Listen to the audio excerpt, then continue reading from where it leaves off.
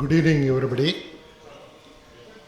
யூஎஸில் வந்து ஒரு பாரு, அதில் வந்து ஒருத்தர் குடிக்கிறாரு. குடிச்சிட்டு ஒரு பெக்கு குடிக்கிறாரு. உடனே ரெண்டாவது பெக்கு கேட்குறாரு. உடனே அவர் கொண்டு வந்து கொடுக்குறாரு. பார்கள் வந்து கொடுக்குறாங்க. குடிச்சிட்டு மூணாவது பெக்கு கேட்குறாரு. அதுவே அவங்க யோசிக்கிறாங்க, என்னடா 2 பெக்கு சாப்பிட்டாரு, ஒரு மூணாவது பெக்கு கேட்குறாரு, கொஞ்சம் நிலைமையில் இருப்பாரா அப்படின்னு சொல்லிட்டு, இந்தாக்கா பணம் கொடுத்துட்றேன், அட்வான்ஸாகவே கொடுத்துட்றேன்ட்டு அட்வான்ஸாக பணம் கொடுத்துட்றாரு. 4வது பெக்கு சாப்பிட்றாரு, அட்வான்ஸ் பணம் கொடுத்துட்றாரு. 5வது சாப்பிட்றாரு, 6வது சாப்பிட்றாரு. சரி, உடனே பார் மேனேஜர் என்ன பண்ணுறாரு, இனிமேல் வேறு வைக்கக்கூடாது, இப்படி குடிச்சுட்டே இப்போ அகைன் இப்படி சாப்பிட்டுட்டே இருக்காரு, இவர் நைஸாக வெளியில் அனுப்பிச்சிருங்க அப்படின்னு. சரின்ட்டு நைஸாக 2 பேர் கை தாங்களாக தூக்கி வெளியில் அனுப்பிச்சிடுறாங்க. ஒருத்தர் வந்து திகில் படம், ஒரு பேய் படத்துக்கு போகிறாரு. பேய் படத்தை பார்த்துட்டு பாதியிலே திரும்பி வந்துடுறாரு. அவர் ஃப்ரெண்டு கேட்குறாரு, என்ன படம் வந்து அவ்வளோ பயங்கரமாக இருந்ததா, பாதியிலே திரும்பி வந்துட்டியே அப்படின்னாரு. அதெல்லாம் ஒன்றும் இல்லை, என் பின்னாடி ஒருத்தர் கத்திக்கிட்டே இருந்தார், தலையை குனின்னு குனிஞ்சுட்டே சொன்னார். நான் எவ்வளோ தான் குனியிறது, அதனால் பாதி படத்துலேருந்து வந்துட்டேன். ஒருத்தர் தலையை குனின்னு சொன்னதுக்காக நான் திரும்பி வந்துட்டேன் அப்படின்னாரு. இல்லை, நான் உட்காந்தது லாஸ்ட் ரோ அப்படின்னாரு. ஒரு பையன் அவங்க அம்மாட்ட சொல்கிறான், அம்மா எனக்கு ரொம்ப காது வலிக்கிறது அப்படின்னு. உடனே அவங்க அம்மா கேட்குறாங்க, உள்ளேயா வெளியிலையா அப்படின்னு. கொஞ்சம் இருமா அப்படின்னு சொல்லிட்டு வாசகாவை திறந்துன்னு வெளியில் போயிட்டு திருப்பி வரான். உள்ளே வெளியில் 2 இடத்துலையும் வலிக்குதுமா அப்படின்னு. ஒரு ஹஸ்பண்ட் ஒய்ஃபு, அன்றைக்கி ஒரு லீவு நாள். ஒய்ஃப் வந்து ஹஸ்பண்டை விட்டுட்டு வெளியில் மார்க்கெட்டிங் போய் ஒரு கிராசரிஸ்லாம் வாங்கிட்டு வரான்னு போகிறாங்க. போயிட்டு கொஞ்சம் நேரத்தில் திரும்பி வராங்க.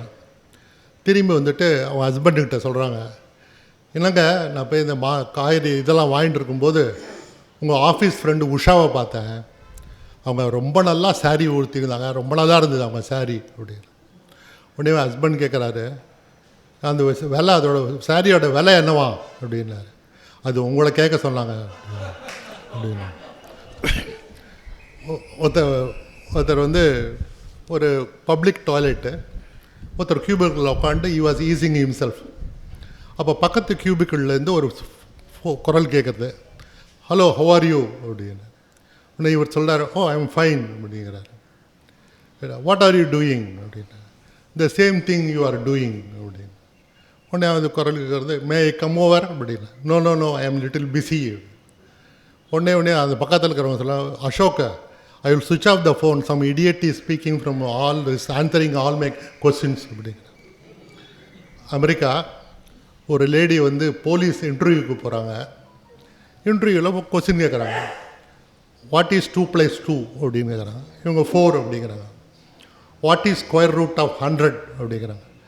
10 அப்படிங்கிறாங்க. ஏன்னா அவங்க they have already selected the candidate, இவங்களை எப்படியான்னு டிஸ்போஸ் பண்ணோன்னு அவங்களுக்கு ஒரு இது.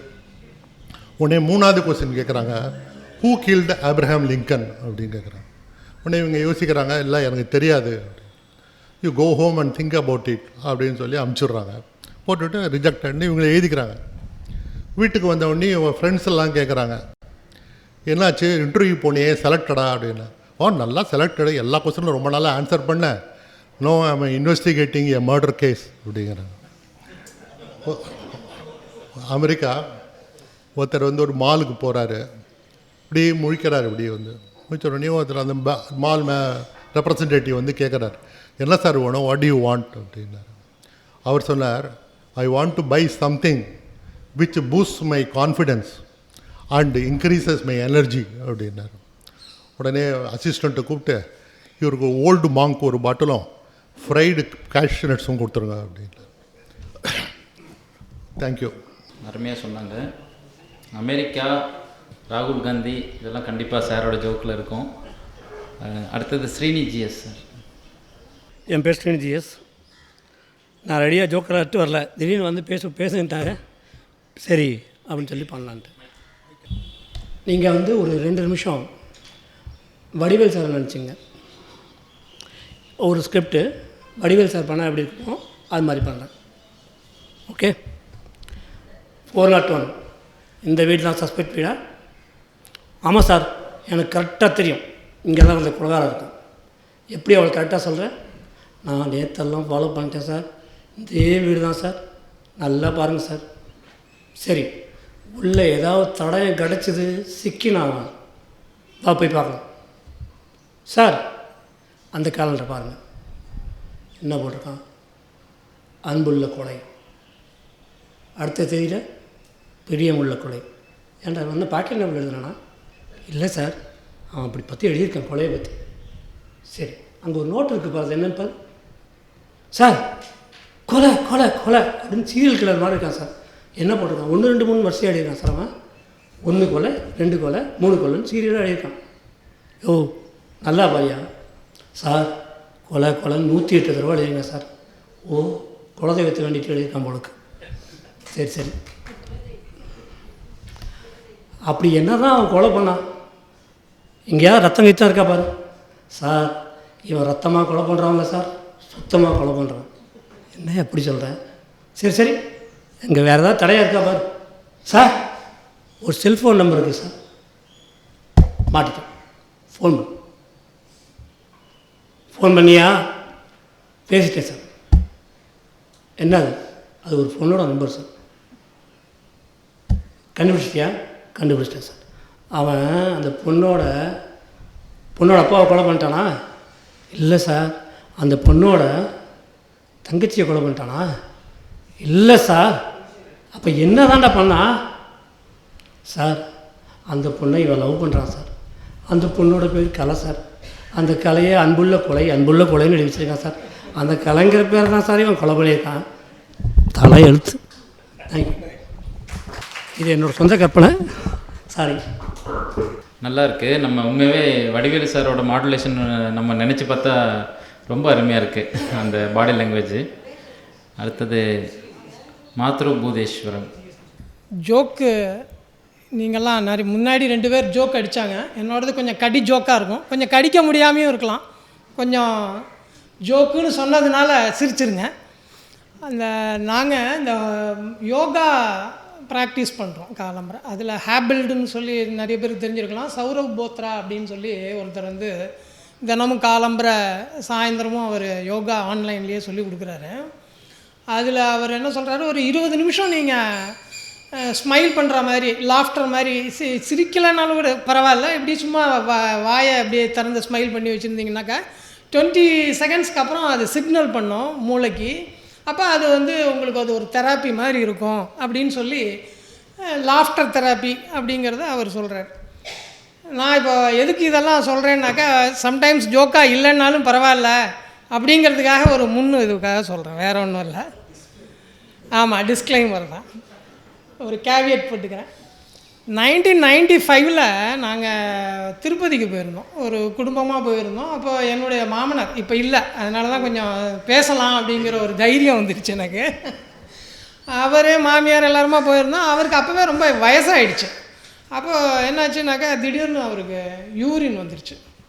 நாங்கள் எல்லாம் ஒரு 10-15 பேர் போயிருக்கோம். அவர் வந்து எப்படியாவது அந்த தெருவுலையே யூரின் போகணும், இன்கான்டினம் அவரால் வந்து கண்ட்ரோல் பண்ண முடியலை, அவர் போயே ஆகணும் அப்படிங்கிறாரு. என்னோடய ஃப்ரெண்டும் வந்திருந்தாங்க, என்னுடைய ஸ்கூல்மேட்டும் வந்திருந்தான். அவன் என்ன பண்ணான், இவர் வந்து போக ஆரம்பிச்சிட்டார். நாங்கள் சொல்லியெல்லாம் கேட்கல, அவர் பாட்டுக்கு யூரின் போக ஆரம்பிச்சிட்டார். உடனே அவன் சொன்னான், போலீஸ் பார்க்குறாரு பிடிச்சிட்டு போயிடுவார் அப்படின்னு சொன்னான். இவர் ரொம்ப இன்னசென்ட்டான மனுஷன், அப்படியே இருந்து செத்து போயிட்டார். சரி பரவாயில்ல, போனால் போகுது, சும்மா தானே போகுது அப்படின்ட்டார் அவர். கடலில் பார்த்தீங்கன்னாக்கா மீன்லேயே ஒரு பிரசித்தமான மீன் எதுன்னு தெரியுமா உங்களுக்கு? இந்த மாதிரி தான் இருக்கும், கேட்குறது எல்லாமே நான் கேட்டு தான் சொல்லுவேன், திருப்பி நானே பதில் சொல்லிடுறேன். Star fish, correct. ரொம்ப குட்டியான மாதம் எதுன்னு தெரியுமா இருக்கிறது இல்லையா? நான் இங்கிலீஷில் சொன்னேன் மே.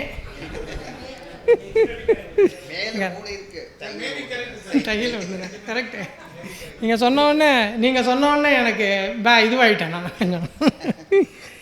ஒரு ஃப்ரெண்டு அவன் நாய்க்கு வந்து பேர் வச்சுருந்தான், டைமெக்ஸு, அதுக்கப்புறம் ரோலெக்ஸ் அப்படின்னு சொல்லி. ஏன்டா இந்த மாதிரி பேர் வச்சுருக்க அப்படின்னு கேட்டப்போ அவன் வாட்ச் டாக் அப்படின்னு சொல்லிட்டான். அதை வாட்ச் டாக்.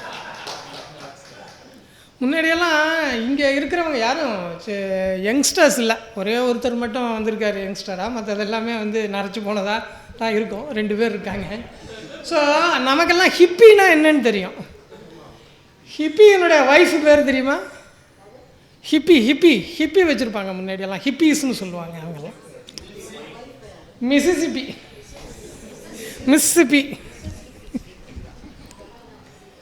கோழி ஏன் முட்டை போடுது அப்படின்னு ஒரு பையன் கேட்டான் வாத்தியார்கிட்ட, டீச்சர்கிட்ட. அவங்களுக்கு தெரியலை.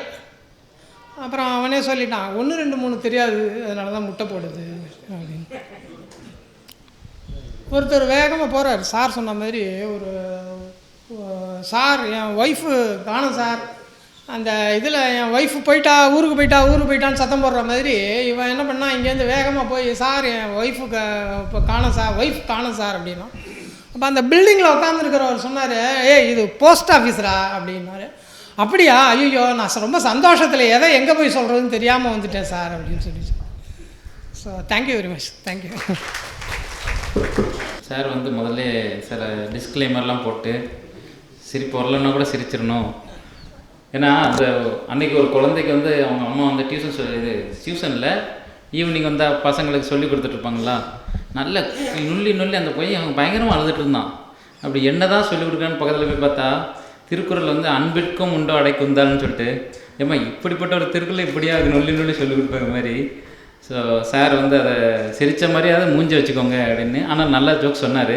கொஞ்சம் யோசித்து சிரிக்கிற மாதிரி இருந்துச்சு. அது ஒன்று தான். முதல் ஜோக்குக்கு 3வது ஜோக் வர்றப்போ தான் நல்லா சிரிச்சிட்டு இருந்தேன்.